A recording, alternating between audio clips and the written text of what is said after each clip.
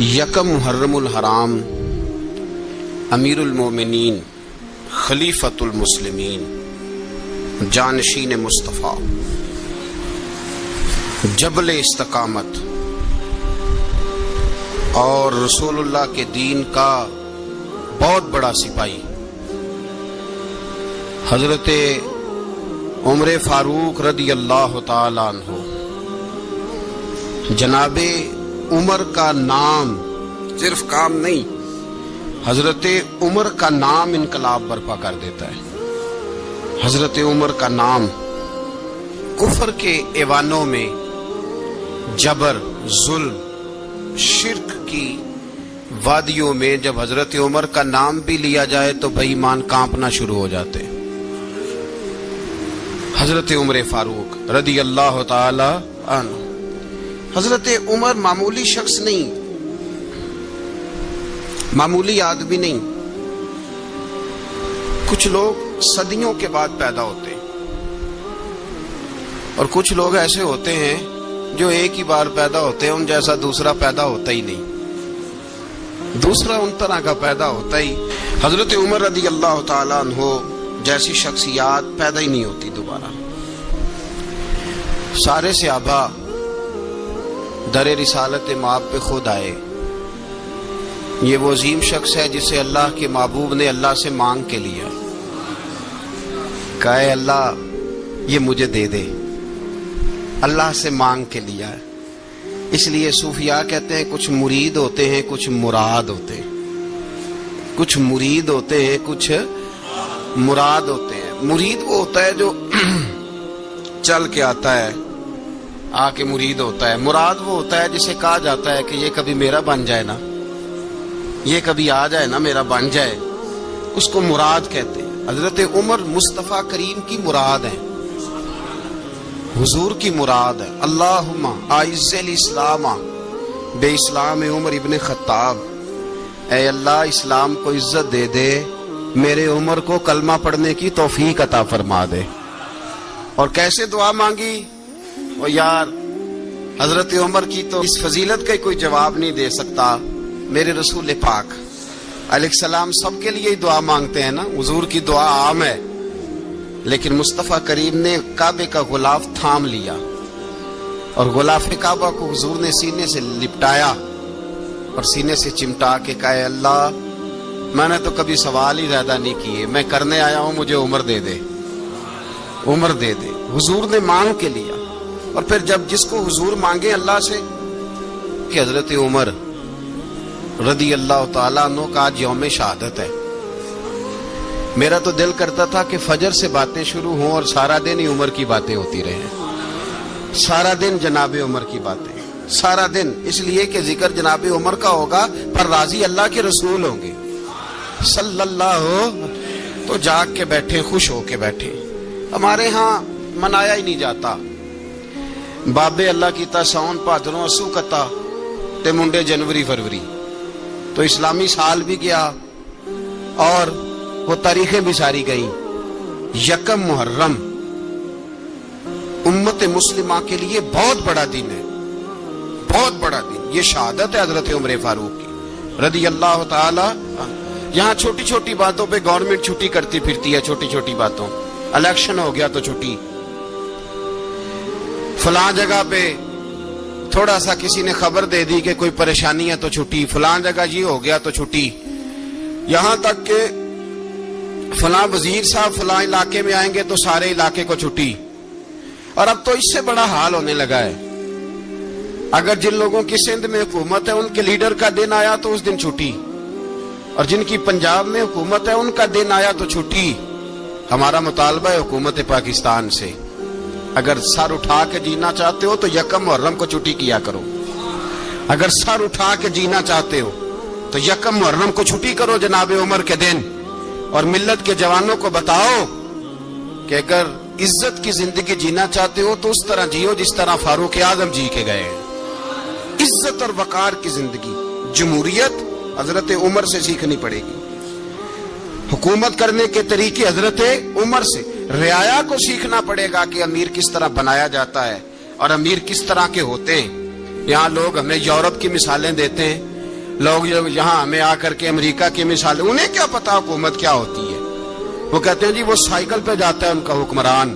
میں نے کہا وہ سائیکل پہ جاتا ہے؟ میرے عمر فاروق مدینے سے مکے گئے تھے تو پیدل ہی حج کرنے چلے گئے، پیدل ہی۔ اور جناب عمر فاروق رضی اللہ تعالیٰ عنہ عید کی نماز پڑھانے گئے، عید کی نماز عمر خطبہ عید دینے گئے۔ اور اس زمانے میں کون سا غریب ہے جو ننگے پاؤں جاتا ہو؟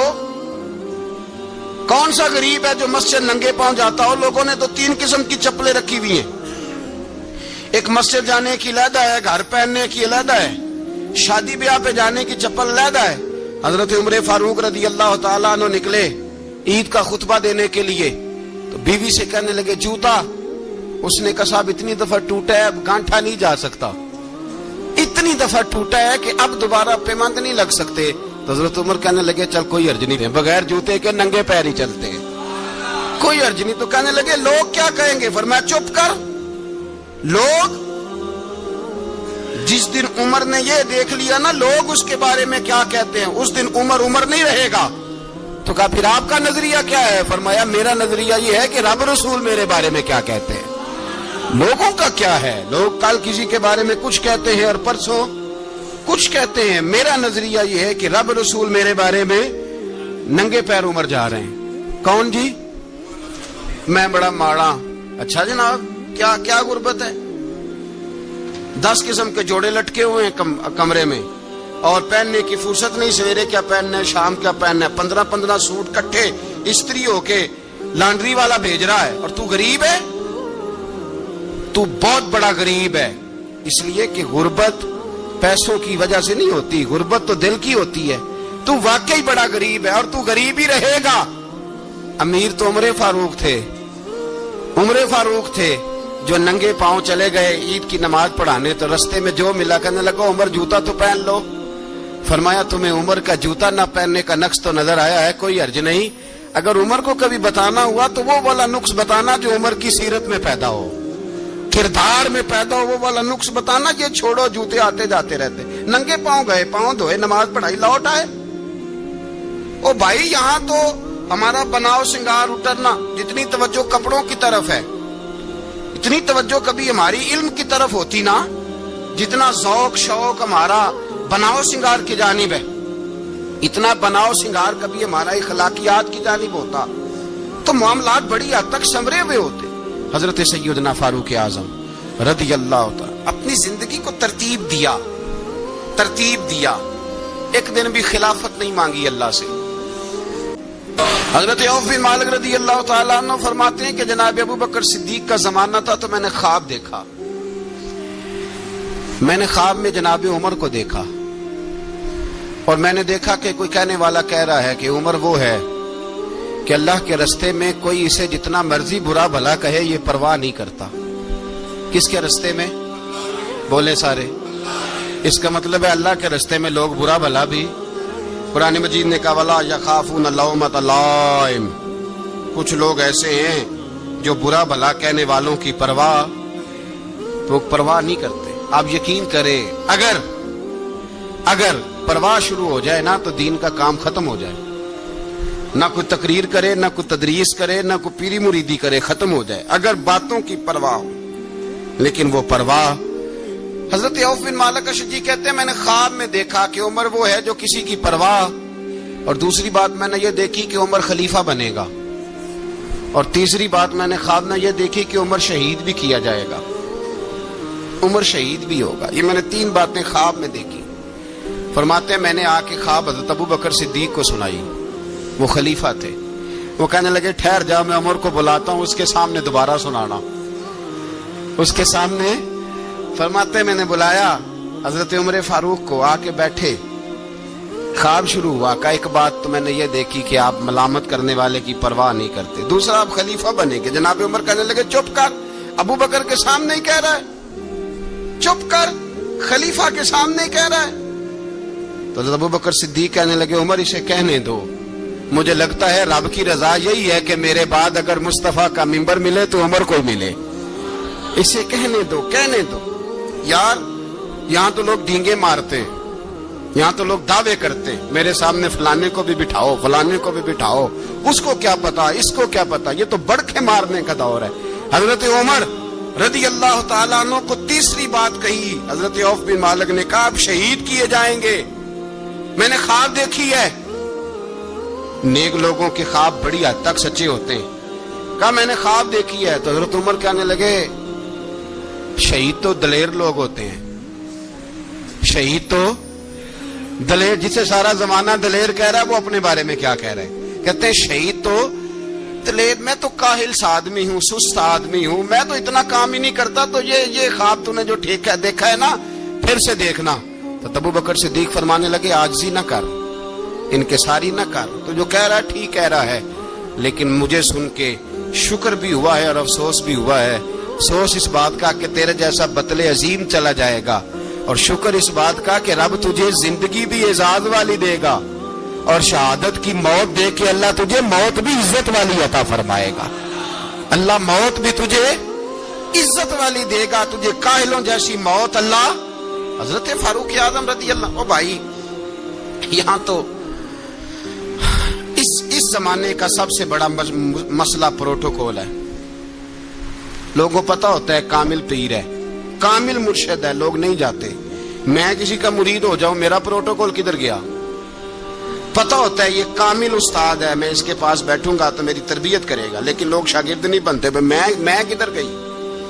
یہ جو پروٹوکول کی مصیبت ہے نا، اس نے بڑے بڑے لوگ زیرو کر دیے، بڑے بڑے لوگ۔ اور یہ مت سمجھے کہ آپ کا وزیر اعظم پروٹوکول لیتا ہے یا آپ کا صدر پروٹوکول، وزراء، ایسی کوئی بات نہیں۔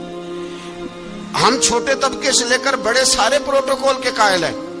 ہمارا تو داماد بھی کہتا ہے کہ مجھے پوچھا نہیں میں تمہارے گھر کیوں آؤں۔ ہمارا تو بھائی ہر شخص اعلان کرتا ہے پروٹوکول کا، فلانے نے عزت نہیں دی تو واپس آ جاؤ، فلانے نے سلوٹ نہیں کیا تو واپس آ جاؤ۔ لوگ جہاں سلوٹ کرنا چاہیے وہاں بھی سلوٹ کرانے کے قائل ہیں، پر حضرت عمر رضی اللہ تعالی، حضرت عمر کی سادگی اور پھر جناب عمر کی عاجزی، جب انسان اپنے اوپر سوار کر لیتا ہے نا، سوار کر لیتا ہے، میں بدکار پرانا خادم، کسے در ملی نٹ ہوئی، تے واصف یار نے نظر جو کی تھی تے واصف ہی۔ میں اکثر سوچتا ہوں حضور نے جہاں بھی کہا نا، فرمایا میرے بعد نبی ہوتے تو خطاب کے بیٹے عمر ہوتے۔ حضور نے فرمایا عمر جس رستے سے جاتا ہے شیطان وہ رستہ بدل جاتا ہے۔ نبی پاک صلی اللہ علیہ وسلم نے فرمایا میرا عمر وہ ہے کہ اس کی زبان پر حق جاری ہے۔ حضور علیہ الصلوۃ والسلام نے فرمایا 950 سال حضرت جبریل میرے عمر کی شان بیان کریں تو ان کی عظمت ختم نہیں ہوتی۔ 950 سال جبریل عظمت بیان کرے تو ختم نہیں ہوتی۔ یہ بات ہے حضرت عمر کی، اور فرمایا عمر ابو بکر کی نیکیوں میں سے ایک نیکی ہے، یہ شان ہے عمر فاروق رضی اللہ تعالیٰ عنہ کی۔ حضور نے فرمایا میرے بعد نبی ہوتے تو عمر ہوتے، جس گلی سے عمر آئے شیطان رستہ بدل جائے۔ میرے عمر فاروق کی شان 950 سال بیان ہو تو ختم نہ ہو۔ عمر کی زبان پر اللہ حق بیان کرتا ہے، جو عمر کہتا ہے وہی رب کر دیتا ہے۔ حضور ساری زندگی فضیلتیں بیان کرتے رہے، عمر جواب میں کیا کہتے ہیں؟ کوئی بتائے نا کہ یہ والی حدیثیں کبھی عمر نے بھی روایت کی ہوں کہ حضور نے میرے بارے میں یہ کہا ہے۔ یہ روایتیں وہ روایت نہیں کرتے، ان سے جب لوگ کہتے عمر تیری بڑی بات ہے تو عمر رو پڑتے، کہتے میں تو اونٹ چرانے والے باپ کا بیٹا ہوں، میں تو اونٹ چرانے والے باپ کا بیٹا، اونٹ چرا۔ اس سے آگے عمر گئے ہی نہیں ساری زندگی، اس سے آگے لفظ ہی نہیں ادا کی۔ وہ میں تو بھائی اونٹ چرانے والا، میرا باپ تو اونٹ چرایا کرتا تھا، 10 اونٹ تھے، میری ڈیوٹی ہوتی تھی، سنبھالے نہیں جاتے تھے، ابا ڈنڈوں سے مارتا تھا۔ ساری زندگی عمر حج کرنے گئے، ایک خشک تنا کھجور کا عمر فاروق رضی اللہ تعالیٰ عنہ نے اس کو اپنے کلاوے میں لیا، رونے لگے۔ لوگوں نے کہا عمر کیا ہوا؟ فرمانے لگے یہاں میں اونٹ چرایا کرتا تھا، یہاں میں اونٹ چراتا تھا، 10 اونٹ سنبھالے نہیں جاتے تھے۔ دیکھو رسول اللہ کی شان، آج ساری امت چلانے کا طریقہ عطا فرما دیا ہے، ساری نظریے سے پیار۔ یار پیسہ کس کو برا لگتا ہے؟ آپ جس آدمی کی 50 کروڑ کی پراپرٹی ہے اس کو پوچھیں سب سے غریب، آپ کو وہی نظر آئے گا۔ وہ کہے گا میں ٹائٹ ہوں. حالات بڑے میں کئی باری پوچھے انہوں نے، میں کہ ترجمہ بھی دس چھڑو کی ہمیں تو سمجھ نہیں آتی. اور ٹائٹ حالات کون سے ہوتے ہیں جی؟ جس آدمی کا کروڑوں میں کاروبار ہے نا، اس کو آپ چھیڑے وہ رونے لگ جائے گا. رونے تو کئی میں نے ایسے دیکھے ہیں، کرائے کا مکان ہے، ان سے پوچھے صاحب کیا حال ہے، تو کہتے ہیں جتنی اللہ نے شان والی زندگی ہمیں عطا کی ہے کسی کو نہیں دی ہوئی. اس کا مطلب ہے خوشی بھی یہی ہے اور غم بھی یہی. اندر سے خوشی ہے، اندر سے ہی. تو نے اگر راضی رہنا ہے تو ادھر سے رہنا ہے، ناراض رہنا ہے تو بس اپنے آپ کو خوش رکھے گا تو ہو جائے گا. سارے صحابہ مل کے آئے، کہنے لگے عمر فاروق سے کہنا ہے نبی پاک کے زمانے میں تو ظاہراً غربت تھی، ابو بکر کے دور میں بھی غربت تھی، اب تو بڑا مال ہے. عمر سے سفارش کرو کہ عمر نیا کرتا پہنا کرے. ملکوں کے سفیر آتے، عمر وہی پھٹی پرانی چادر اوڑھ کے اور وہی کئی جگہ پہ پیوند لگے سوٹ پہن کے سفیروں کے سامنے بیٹھ جاتا ہے. عمر کو مشورہ دو، طے ہو گئی بات. سب نے جب مشورہ دے لیا تو سارے کہنے لگے یہ بتاؤ شیر کی مونچھ کو ہاتھ کون لگائے گا؟ کہنا کس نے ہے؟ بندہ بھی تو ڈھونڈو نا. نے کہا جناب میرا یہ خیال ہے کہ مولا علی شیر خدا کہیں گے، کیونکہ جس شخص کی عمر کو سب سے زیادہ حیا کرتے دیکھا وہ شیر خدا مولا علی ہے رضی اللہ تعالی. علی کہیں گے اس لیے کہ جناب علی تو کئی دفعہ جب گفتگو کرتے تھے تو حضرت عمر چپ کر جاتے تھے اور فرماتے تھے علی نہ ہوتا تو میں ہلاک ہو جاتا. تو کہا علی سے کہو. جناب علی شیر خدا کو بلایا، کس کام کے لیے جی؟ اللہ اکبر. یہ ذرا آپ نے اس دور پہ اس بات کو ذرا لگا جناب ان سے کہیں کہ زیادہ نہیں، ایک کرتا نیا پہن لے. سفیر آتے ہیں، وزیر آتے ہیں تو ایک کرتا نیا پہن لے. حضرت علی کو بلایا، آپ فرمانے لگے کوئی اور بات ہوتی تو میں کہہ دیتا، یہ والی میں نہیں کہہ سکتا. کوئی اور ہوتی تو میں عمر کو کئی دفعہ کہہ دیتا ہوں، جلال میں بھی تو سن، یہ والی میں نہیں کہہ سکتا. میں تمہیں ایک مشورہ دیتا ہوں. کہ وہ کیا؟ کہنے لگے سیدہ عائشہ صدیقہ سے کہو، وہ مومنوں کی ماں ہیں، عمر ٹالے گا نہیں. اماں جی سے جا کے کہ اماں جی نیا کرتا عمر سے کہیں پہن لیں. وزیر آتے ہیں، بڑے بڑے لوگ، تو چلو کوئی عرض نہیں. اماں جی نے کہا اچھا کوئی بات نہیں میں بلا لیتی ہوں. جناب عائشہ نے پیغام بھیجا. جب خادم نے کہا نا مصطفیٰ کے گھر سے پیغام آیا ہے، تو 20 لوگ بیٹھے تھے. عمر کانپتے ہوئے اٹھے، کانپتے دوڑے. حضرت عائشہ پردے میں تھی تو فرماتی ہیں عمر اتحیات کی حالت میں بیٹھ گئے. کہا اماں جی دیر تو نہیں ہو گئی مجھے آنے میں؟ کہا نہیں ٹائم پہ آ گئے ہو. کس لیے بلایا تھا؟ کہا عمر دیکھو غربت کے معاملات اور ہوتے ہیں، جب اللہ آسانی دے تو کوئی چیز استعمال کرنا حرام نہیں ہوتی، اگر حرام ہے تو بتاؤ. کہا نہیں اماں جی حلال ہی ہے. تو فرمایا پھر اتنے سفیر آتے ہیں، مشیر آتے ہیں، اب تو مال غنیمت بڑا آتا ہے، ڈھیر لگ جاتے ہیں مسجد میں، تو چل ایک نیا کرتا تم بھی پہن لیا کرو. اور آپ نیا کرتا پہنو گے تو دھاک بیٹھے گی غیروں پر. تو صحابہ کا مشورہ ہے کہ آپ نیا لباس پہنے. اماں جی کہتی ہے میں نے حکم دیا تو عمر چپ کر گئے، گردن جھک گئی. تھوڑی دیر کے بعد سیدنا عمر فاروق نے سر اٹھایا تو داڑھی پہ آنسو گر رہے تھے.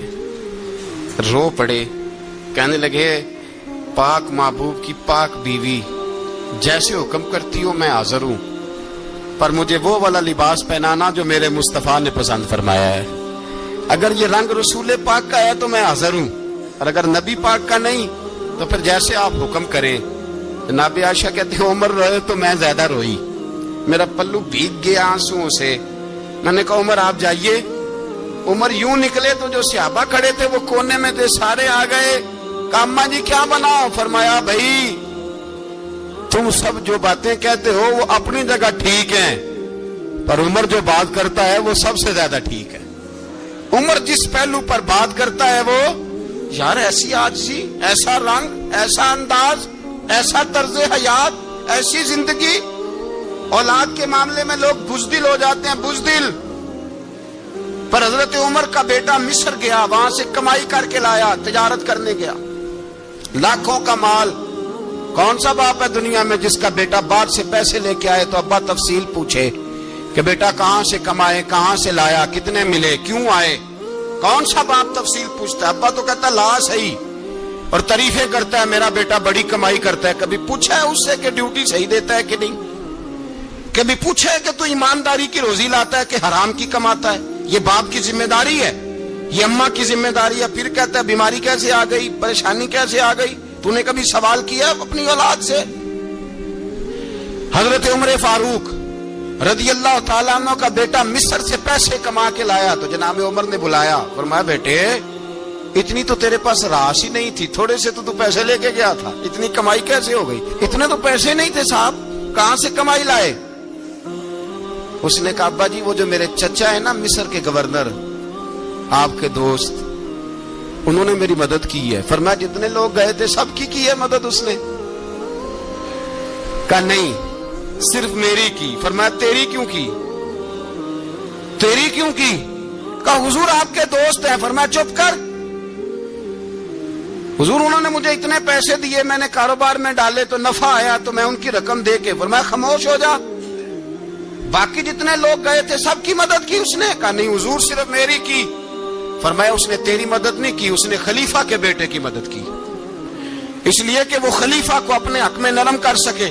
फरमाया आधा माल तेरा है, आधा माले गनीमत का है, माले खजाना का है, मुसलमानों का है, इसलिए कि तू जो वहां से माल कमा के लाया है वो अपने बाप के खलीफा होने की वजह से कमा के लाया है, लिहाजा रख इधर। यहाँ कहते हैं किधर से आया, कैसे आया, कौन सा हिसाब दे, क्या करें? ओ भाई हजरत उमर रज़ी अल्लाह ताला अन्हु का अपनी औलाद के बारे में ये रंग है। एक जंग से ना खुशबू आई, खुशबू बड़ी महंगी होती थी, अरब में खुशबू आज भी बड़ी महंगी है, वो ज्यादा इस्तेमाल करते हैं। मेरी बातों की समझ आ रही है मेरे भाइयों? बड़ी महंगी खुशबू थी। जब वो खुशबू आई तो हजरत उमर ने कहा, घर में पहले पहुंची हजरत उमर के, चूंकि ज्यादा औरतें इस्तेमाल करती थी घर के अंदर खुशबू, मर्द भी लगाते थे। हजरत उमर ने अपनी बीवी से कहा, आपकी ज़ौजा तो थी वो बड़ी खुशबू को पसंद करती थी। हजरत उमर ने अपनी ज़ौजा से कहा कि खुशबू लाओ, मैंने एक औरत की ड्यूटी लगाई है, वो खुशबू तोल तोल के ना तो हिस्सा बराबर सहाबा में बांट देगी। तो आपकी ज़ौजा कहने लगी किसी बीबी की ड्यूटी लगाने की क्या जरूरत थी, मैं जो मौजूद थी मैं बांट देती हूं तोल के हिस्सा बराबर। आपने फरमाया नहीं तू रहने दे, और फलानी बीबी बांटेगी। कहा हुजूर मैंने भी बांटनी है, मेरे पे कुछ हक है? आपने फरमाया नहीं तू तफसील ना पूछ, तू खुशबू दे दे, कोई और बांटेगी। खातूने खाना थी ना, कहने लगी नहीं मुझे भी आज आपको बताना ही पड़ेगा कि कोई जो बांट सकती है तो मैं क्यों नहीं बांट सकती? ज़ौजा कहती उमर ने बात की तो मेरी चीखें निकल गई। हजरत उमर फरमाने लगे जब तू खुशबू बांटेगी ना तेरे हाथों को भी लगेगी, तेरे दुपट्टों को भी लग जाएगी। अगर रब करीम ने मुझसे सवाल पूछा कि उमर खुशबू तो मुसलमानों की थी, तेरी बीवी के दुपट्टे को क्यों लग गई, तो मैं अल्लाह के हुजूर क्या जवाब दूंगा? अगर अल्लाह ने ये सवाल किया कि तेरी बीवी ने क्यों लगाई, वो तो हिस्सा था मुसलमानों का, तो तूने तेरी बीवी ने क्यों लगाई? तो फरमाया मैं नहीं चाहता कि अल्लाह के हुजूर मुझे और तुझे बाज़पुरस हो, लिहाजा किसी और को बांटने दे। ज़ौजा रोई और तड़प के कहने लगी उमर मुझे लगता है सुबह कयामत भी तेरी बीवी होने की वजह से अल्लाह मुझे जन्नत अता फरमा देगा, तेरी ज़ौजा होने की बरकत से। भाई ये मेयार रखा, खुदा की कसम ऐसा शख्स तारीख में दोबारा नहीं आया।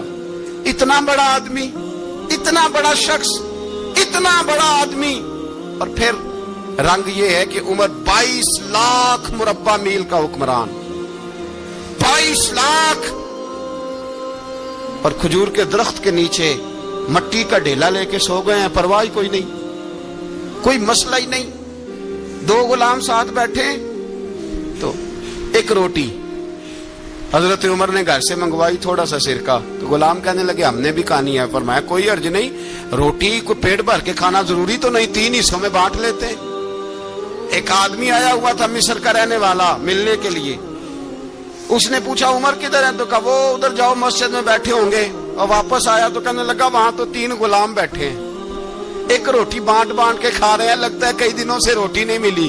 कहा 3 गुलाम तो कोई नहीं, वहां 2 ही थे, तीसरे तो अमीरुल मोमिनीन थे। उसने कहा नहीं नहीं 3 गुलाम है, कपड़े भी एक तरह के पहने हुए, बल्कि 2 के तो फिर सही है, तीसरे के तो ज्यादा माड़े हैं, कपड़े भी एक तरह के। کھانا پینا بھی ایک طرح کا اور ان کا نشست برخاست بھی ایک طرح کی ہے، لہذا کوئی فرق نہیں۔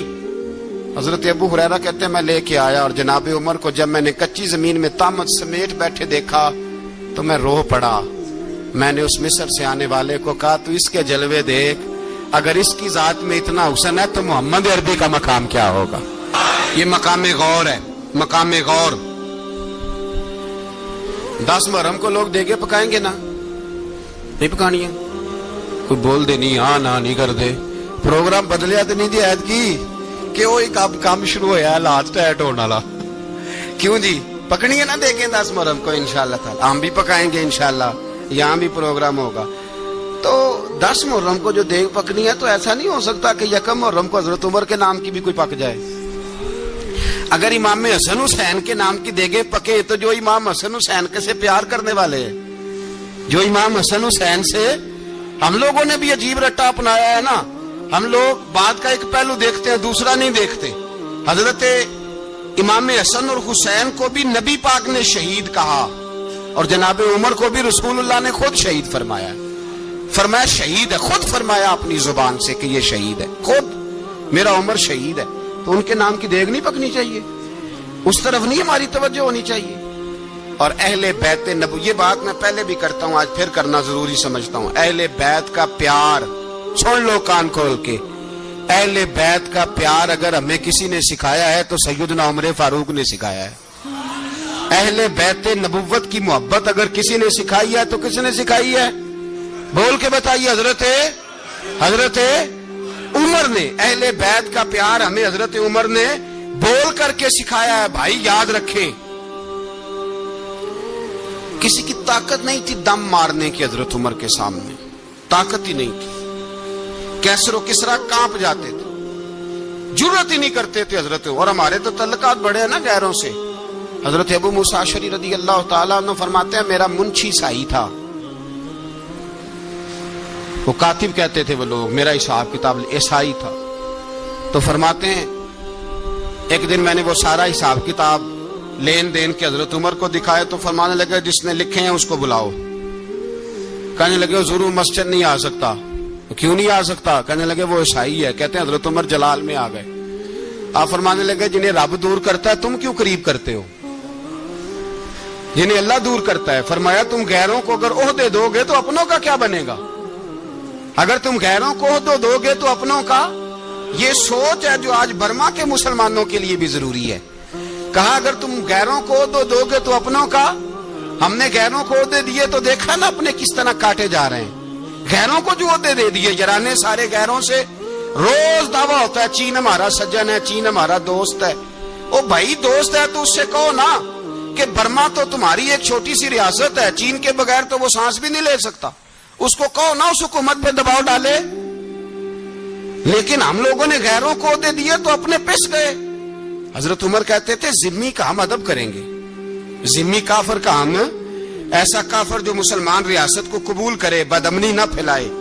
ایک آدمی کو آپ نے دیکھا آنکھوں سے نابینا ہے اور بھیک مانگ رہا ہے، تو حضرت عمر کو نظر آ گیا، فرمایا کون ہو؟ اس نے کہا میں یہودی ہوں۔ فرمایا بھیک کیوں مانگتے ہو؟ کہا جب تک تندرست تھا مسلمانوں کو جزیہ دیتا تھا، بوڑھا ہو گیا ہوں کیا کروں؟ حضرت عمر نے گھوڑے کی پشت پہ بٹھایا کافر کو، گھوڑے کی پشت پہ بٹھایا اور بٹھا کے مدینے لائے۔ حضرت علی شیر خدا وزیر خزانہ تھے، فرمایا علی اس کا وظیفہ جاری کرو۔ کہا یہ کون ہے؟ فرمایا یہ یہودی ہے لیکن یہ ہمیں جزیہ دیتا رہا، بوڑھا ہو گیا بیچارہ، بھیک مانگنے پہ مجبور ہے، ہماری حکومت کے اندر رہتا ہے، اس کا پورا وظیفہ جتنا خرچہ اتنا وظیفہ لگاؤ۔ حضرت علی کہتے ہیں میں وظیفہ لگا رہا تھا اور وہ میرے نبی کا کلمہ پڑھ رہا تھا، وہ رسول اللہ کا کلمہ پڑھ رہا تھا۔ یہ مزاج، یہ نہیں کہ کافر۔ حضرت عمر نے گورنروں کو خط لکھے تھے کہ زبردستی کسی کو مسلمان نہیں کرنا، جہاں ان کی عبادت گاہیں بنی ہو گرانی نہیں، کوئی مندر کوئی گرجا ضائع نہیں کرنا۔ اسلام سب کو جینے کا موقع دیتا ہے، پر بے ایمانو ظالموں بدذاتوں تمہیں یہ کہتا ہے کہ ہم تمہیں جینے کا موقع دیتے، تم بھی مسلمانوں کو جینے کا موقع دو۔ یہ جہاں بستے ہیں جہاں رہتے ہیں انہیں وہاں جینے کا موقع دو، انہیں بھی اللہ اکبر کہنے کا موقع دو، انہیں بھی قرآن پڑھنے کا موقع دو، انہیں بھی رسول اللہ پر درود پڑھنے کا موقع دو۔ ہمارے ملک میں عیسائی اپنی مرضی سے کھلے عام تبلیغ کرتے ہیں. یہاں تو چینل چلائے ہیں عیسائیوں نے. کسی مذہبی جماعت نے کبھی جلوس نکالا ہے کہ عیسائیوں کا چینل بند کرو؟ بولے نکلا ہے کہ نہیں نکلا؟ کتنے ظلم کی بات ہے. ہم جب غیر کو اتنا تحفظ دیتے ہیں، اتنا تحفظ دیتے ہیں. ہم نے دیکھا ہے، مجھے بیسیوں لوگوں نے عید پہ ٹیلی فون کیے کہ عیسائیوں کو قربانی کا گوشت دے لیں. مجبور ہیں جی، دروازے پہ آ گئے ہیں، ہمارے کام کاج کرتے ہیں. بیسیوں لوگ، عام آدمی کے دل میں ان کا اتنا جذبہ ہے. وہ مسائل کا بیان کرنا ایک علیحدہ بات، لیکن ہمارے دل کافر کے حق میں بھی نرم ہو جاتے ہیں. تم کس قدر زیادہ بے ایمان ہو اور کفر کس قدر زیادہ ذلیل ہو گیا ہے کہ مسلمان کے حق میں نرم ہوتا ہی نہیں. اور اس سے بڑے ذلیل وہ ہیں جو ان ذلیلوں کے سپورٹر ہیں. وہ کسی عرب ملک کے حکمران ہو یا کسی اور جگہ کے، وہ بڑے ذلیل ہیں جو ان ذلیلوں کے سپورٹر ہیں، جو برما کی بچیوں کے قتل پر اپنی حکومتیں چمکا رہے ہیں. انہیں شرم نہیں آتی. اس قدر مسلمان تڑپا ہے، لیکن ان بے غیرتوں کو ذرا ہوش نہیں آئی. اور یہ ان کے کماش، ان کے دلال جو ہر جگہ ان کی سپورٹ کر کے اپنی حکومتیں قائم کرتے ہیں، بے ایمانوں کو پتہ نہیں کہ کب ان پر اللہ کا عذاب اترے گا اور کس طرح ان کے پرخشے اڑیں گے. تمہیں اپنی ذلت اور رسوائی نظر نہیں آ رہی کہ زمین کس طرح تمہارے لیے تنگ ہو گئی ہے؟ اس سے زیادہ اور تمہاری رسوائی کیا ہوگی؟ ڈرو اللہ سے. اور یہ تو دنیا کا عذاب ہے. ان بطش ربک لشدید. میرا رب کہتا ہے قیامت تو قائم ہونے دے. اتنا سخت تیرے رب کی پکڑ ہے، اتنی کسی دوسرے کی ہو سکتی؟ یاد رکھیں اور تھوڑا احتیاط کریں. ہم سب لوگ بھی، جو ہم لوگ آدھی زبان بول کے بھی ان کی سپورٹ کرتے ہیں، اب شرم آنی چاہیے ہمیں ان حکومتوں کی سپورٹ کرتے جو مسلمانوں کی لاشوں کے اوپر حکومتیں قائم کرتے ہیں. شرم آنی چاہیے. بہرحال بات دور نکل جائے گی اور میں اپنے مضمون پہ رہتا ہوں. اہل بیت کا پیار اگر سکھایا ہے تو جناب عمر نے سکھایا ہے رضی اللہ تعالی عنہ. امام حسن ملنے، آپ یقین کریں میں جب اس واقعہ کو پڑھتا ہوں تو میرا دل جھوم جاتا ہے. میں کہتا ہوں یار، ڈاٹا ہونا اپنی جگہ پہ، عشق ہونا اپنی جگہ پہ، انسان کا باوقار ہونا اپنی جگہ.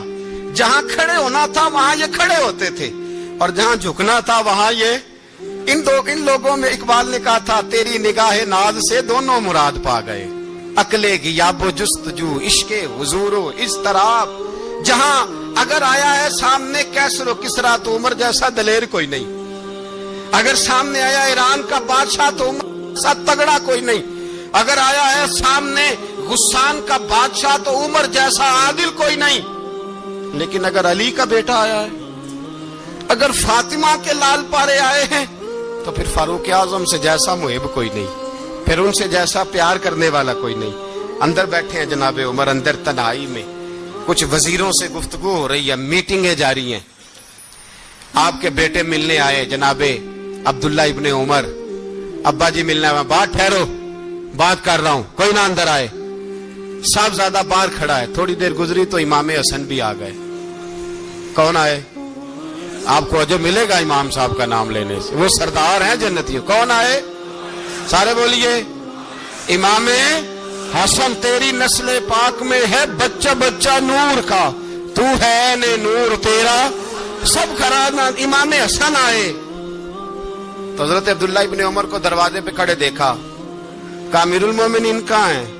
کہنے لگے حضرت عمر کے بیٹے. کہنے لگے وہ اندر بیٹھے، کچھ میٹنگ ہو رہی ہے اور انہوں نے کہا ہے کوئی اندر نہ آئے، لیکن آپ جانا چاہیں تو چلے جائیں. آپ جانا چاہیں تو، تیری نسل پاک میں ہے بچہ بچہ نور، آپ جانا چاہیں تو چلے جائیں. تو انہوں نے کہا جب آپ باہر کھڑے ہیں تو مجھے کوئی اتنا ضروری کام نہیں، اور ابھی زور کی نماز تھوڑی دیر میں ہوگی، میں مسجد میں مل لوں گا امیر المومنین سے. یہ بات کہہ کے امام حسن چلے گئے. یار اتنی بڑی بات نہیں تھی، اتنی بڑی بات نہیں تھی. میرے استادوں کا بیٹا بھی آئے تو کہا ٹھیک ہے جی وہ سوئے ہوئے ہیں، تو کوئی غرض نہیں یار، میں ٹھہر کے آ جاؤں گا. کوئی بڑی بات نہیں تھی، دیکھا جائے تو بڑی بات نہیں تھی، پر بات بہت بڑی تھی اس لیے کہ یہ خالی حسن نہیں، یہ حسن ابن علی ہے، یہ حضرت فاطمہ کے لخت جگر. حضرت عمر باہر نکلے. عبداللہ ابن عمر سے پوچھا کوئی آیا تو نہیں؟ تو کہا حضور امام حسن آئے تھے. تو کہا پھر شہزادے کو اندر کیوں نہیں بھیجا؟ کہا میں نے کہا تھا. وہ کہنے لگے اگر امیر المومنین مصروف ہیں تو میں ظہر میں مل لوں گا. حضرت عمر رونے لگے. فرمایا بیٹے تو نے اچھا نہیں کیا. پھر مسجد نہیں گئے، सीधे इमाम हसन के दरवाजे दस्तक दी। इमाम हसन बाहर आए, कहा शहजादे आए थे तो मिले क्यों नहीं? तो इमाम हसन कहने लगे हुजूर आपका अपना बेटा दरवाजे पे खड़ा था, आपका अपना बेटा दरवाजे पे खड़ा था, और मना भी किया था आपने तो मैं जोर में मिल लेता। हजरत इमाम हसन फरमाते जोशे जज्बात में जनाबे उमर ने सर से पगड़ी उतार दी, जोशे जज्बात में कहने लगे हसन मेरे बेटे का और आपका क्या मुकाबला? क्या उसकी माँ का नाम फातिमा ज़हरा है? क्या उसकी नानी का नाम खतीजतुल कुबरा है? क्या उसके नाने का नाम मोहम्मद मुस्तफा है? आपका और उसका क्या मुकाबला? फिर रो पड़े और कहने लगे बेटे मैं मक्के के सहराओं में ऊंट चराया करता था, ये जो मेरे सर पर इज्जत के बाल हैं ये तेरे नाने के उगाए हुए। मैं मक्के के खबरदार शहजादे खबरदार। ओ भाई अहले बैत नबुव्वत के अदब का रंग अगर सिखाया है तो सैयदना उमर ने सिखाया है। हजरत उमर फारूक अथॉरिटी है, इस्लाम की अथॉरिटी। यकम मुहर्रम हजरत उमर की शहादत है। यहूदी बोल उठा, काफिर बोल उठा। अगर 6 महीने उमर दुनिया में और रहते तो दुनिया में कोई काफिर मौजूद न होता। 6 महीने। और जब इस बतले जलील का जनाजा उठा, अल्लाह बुखारी पढ़िए ना, अल्लाह मरजुकना शहादतन फी सबीलिक, अल्लाह बिस्तरे की मौत ना देना, शहादत की देना। उमर शहीद हुए, मस्जिद नबी में नमाज पढ़ाते। और जब जनाजा उठा तो मदीने का फिर पीछे जो दलेर बचे वो मौला अली थे। मौला अली जनाब उमर का जनाजा उठा तो सबसे पहली हाय जो निकली वो हजरत अली की जुबान से निकली। और हजरत अली की सारी दाढ़ी आंसुओं से भर गई।